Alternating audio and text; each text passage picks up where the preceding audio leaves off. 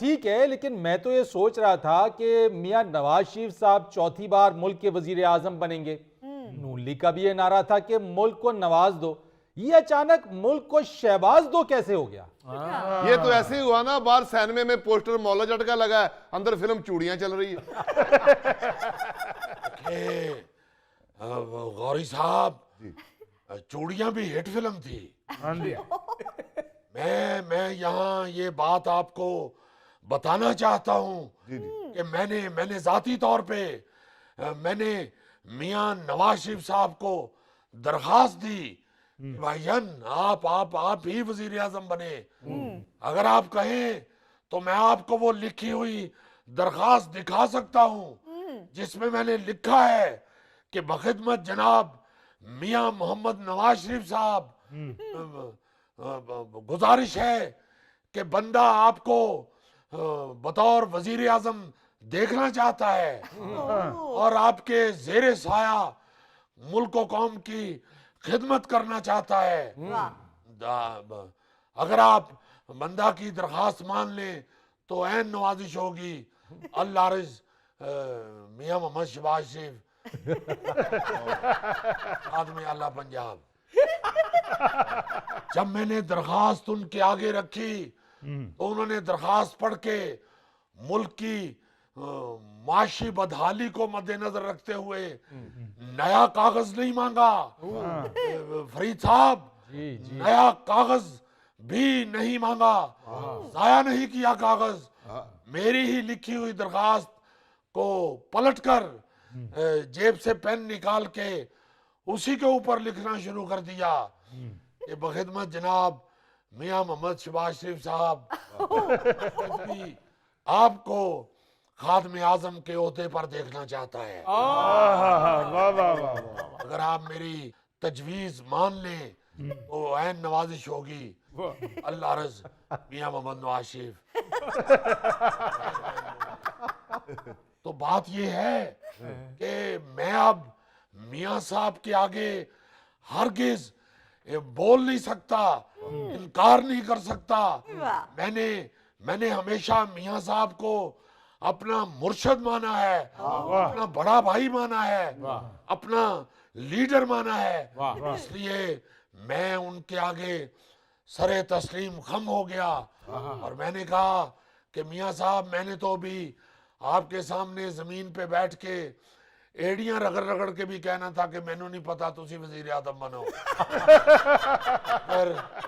अगर आपने ये दरखास्त लिख के तो मुझे शर्मिंदा कर दिया है। मैं अब कैसे मैं आपके सामने लबकुशाई कर सकता हूँ। मियां साहब ने कहा कि शहबाज, तुम्हें सब जमातों के साथ मिलके हुकूमत चलाने का तजुर्बा है, इसलिए इस वक्त भी जो सियासी सूरत हाल है सब जमातों को साथ लेके चलो और हुकूमत करो। मैं इंशाल्लाह तुम्हारे सर पे साए की तरह रहूंगा, बिल्कुल उसी तरह जैसे वर्कशॉप में छोटे काम कर रहे होते हैं और जो मेन उस्ताद होता है वो पास बेंच पे बैठ के निगरानी कर रहा होता है। उन्होंने कहा कि तुम्हें हर गाड़ी के पुर्जे का पता है, तुम्हें गाड़ी के नीचे घुसना भी आता है, तुम गाड़ी का तेल फिल्टर भी बदल लेते हो। इसलिए मैं ये कहूंगा कि तुम ही इस वर्कशॉप को संभालो जी। मुझे तुम इंशाल्लाह पास बेंच पे बैठा देखोगे और तुम इंशाल्लाह इस गाड़ी को ठीक करके तो मंजिल तक पहुंचाओगे। मैंने भी मुल्क की माशी बदहाली को मद्देनजर रखते हुए मियां साहब की शेरवानी ही जाके दर्जी को दी कि है विच 2-2 इंच दी सलाइयां मार दे ताकि मेरी फिटिंग की बन जाए। बाकी रह गई ये गौरी साहब की बात कि पोस्टर मौले झटका लगा के अंदर फिल्म चूड़ियां दिखाई जा रही है, तो मैं तो सारी कौम को गुजारिश करूंगा कि अब आप इंशाल्लाह सुपर हिट फिल्म चूड़ियां ही देखेंगे। बल्कि मैं कहूंगा कि आप सब लोगों ने, पूरी आवाम ने ये गाना गाना है अपने वजीर आजम के लिए, करा मैं नजारा जदों तेरी तस्वीर दा, कहंदा है भुलेखा सानू मियां नवाज शरीफ दा। मियां साहब, सैयद नूर की फिल्म चूड़ियां तो सुपर हिट थी, लेकिन आपकी सियासी फिल्म चूड़ियां हम पहले 16 माह देख चुके हैं। फरीद साहब, आपका बाकायदा तनिया पुट्टन वाली कुड़ी वर्गा मुंह है। ये आप क्या बात कर रहे हैं?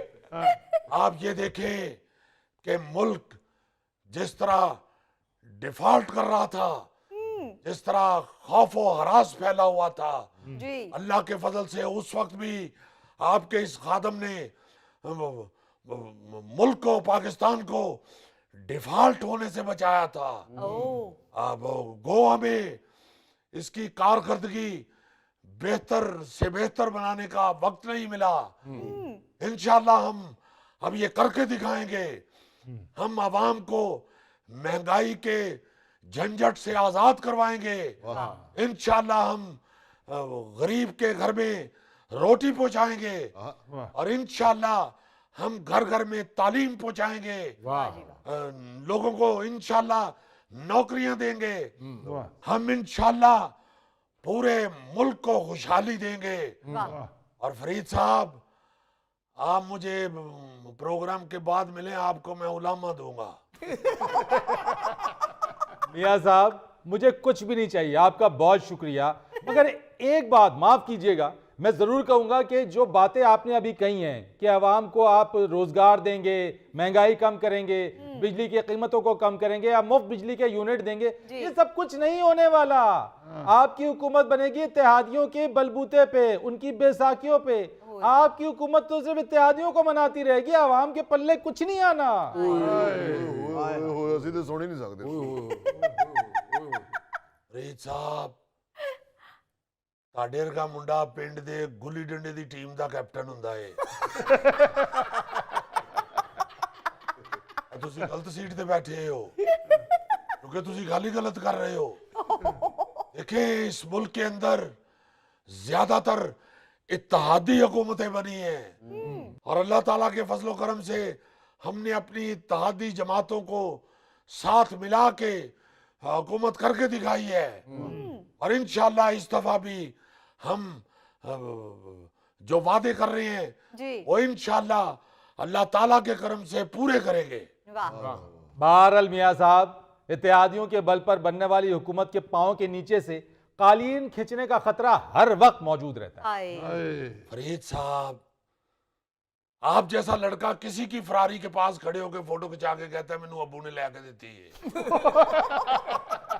ताडेर का पेंडू ऊंट वेख के कह रहे होंगे यार जिन्ने दे बुल ढिले ने सिगरेट ते नहीं पी सकता।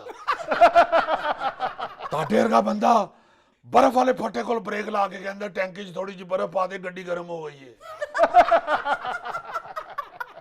ताडेर का बंदा चिड़िया घर दे बांदर नू रेजर देख के कह रहे होंगे वो कल शेव शूव करके रखी, मैं मेहमानों नू लैके आना है। ਉਹ ਮੀਆਂ ਸਾਹਿਬ, ਬਾਂਦਰ ਲਾਜ਼ਮੀ ਸ਼ੇਵ ਕਰ ਲਗਾ, ਇੱਕ ਕਲਮ ਵੱਡੀ ਇੱਕ ਛੋਟੀ ਕਰ ਲੇਗਾ। यानी अजीब बात कर रहे हैं आप।